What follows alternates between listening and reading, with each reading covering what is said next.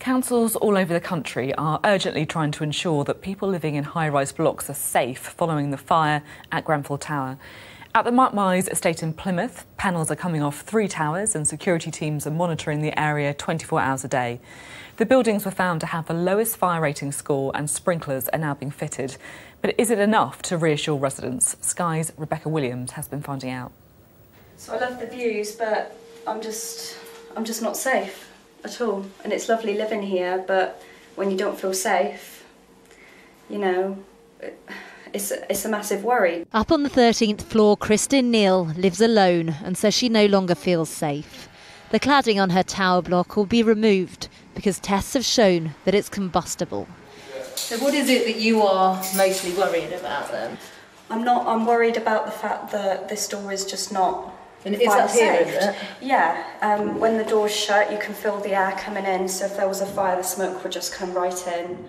Kristen says she feels like she's living in a death trap. I want this block of flat to be safe. You know, I want a fire door. I don't think it's a lot to ask to have a fire door, you know, and I feel like they're kind of saying, yeah, that's priority, we'll get it done, but I've had nothing. From the top floor, it takes 3 minutes to walk to the bottom at a normal pace. But the concrete steps are narrow, and for the elderly and those with disabilities, escaping a fire from so high up will be incredibly difficult. What the government is... Yeah. And that's a reality for Claudine Palmer, who lives on the top floor and has asthma. If it happened in here, you know, I'm up on the 15th floor. How'd you get out? How'd you know? Have you thought about that? How would you get out? No. You'd have to stay in the flat, wouldn't you? You'd have to stay here and... Couldn't jump, could I?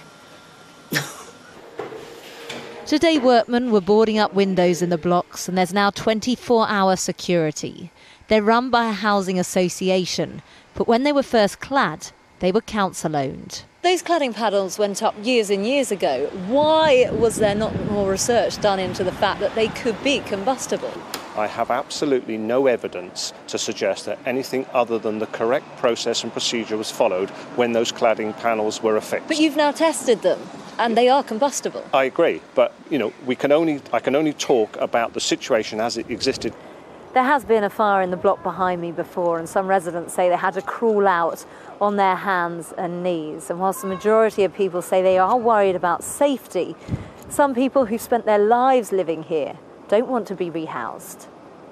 High-rise buildings have for decades been a feature of many city landscapes. But since the Grenfell fire tragedy, local authorities are taking every precaution to ensure that they're safe. Rebecca Williams, Sky News, Plymouth.